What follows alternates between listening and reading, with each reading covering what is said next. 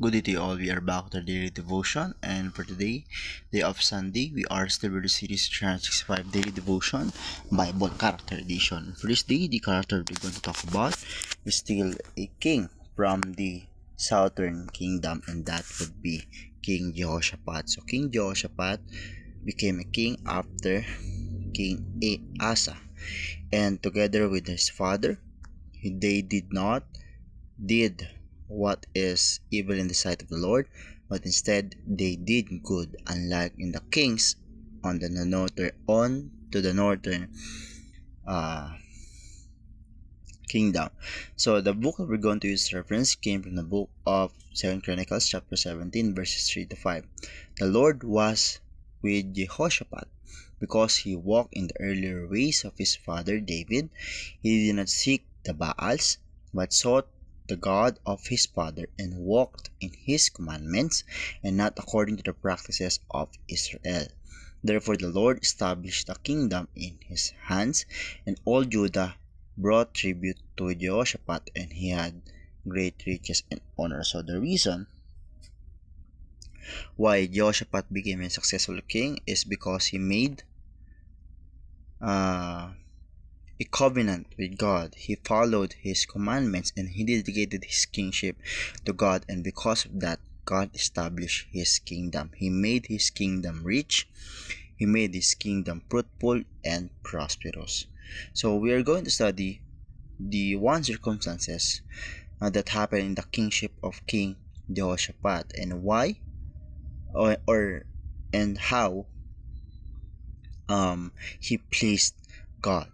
So for the first teaching, we do not need to know the future. So there was a time in the kingship of King Jehoshaphat, whereas there will be a war. To wage war against Jehoshaphat. So there will be a war against King Jehoshaphat, and that would be the Moabites and Ammonites and some Meunites.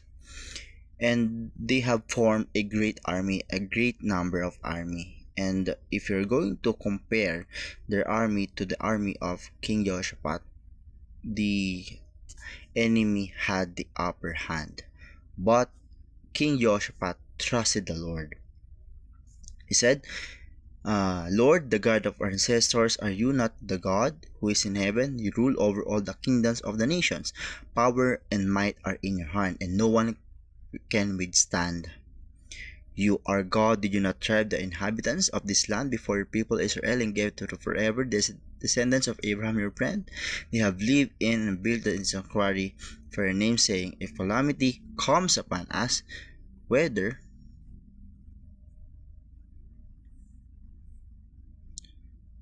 the sword of judgment or plague or famine, we will stand in your presence before this temple bears us your name, and we will cry out in the process of distress, and you will hear.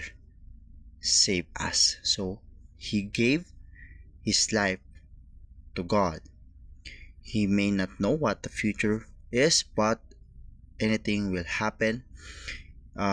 He put his trust on God. He had faith in God, and he let God do what is according to God's plan. Second, we must fix our eyes on the Lord. So let's dedicate our eyes on the Lord. Let's just see Him, the good in Him, His character, and let's not look unto others.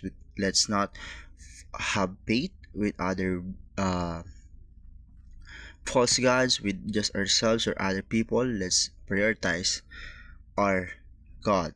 Lastly, the Lord fights for those who trust in Him. So when you trust in the Lord, He will give everything to you. When you have faith in Him, He will make you prosperous. He will make your life full of blessings. And just like what happened in the kingship of King Jehoshaphat, he is righteous, therefore his kingdom has been blessed. How can we apply this in your lives? Do not compare your capacity to the challenge, because God is with you, and your capacity is not God's capacity. So do not expect to lose, because God is with you and He will make you win. Second, compare the challenge to the power of God. And lastly, worship God, trust in Him, and experience His victory. So that would be for our daily devotion. Let's live like Christ.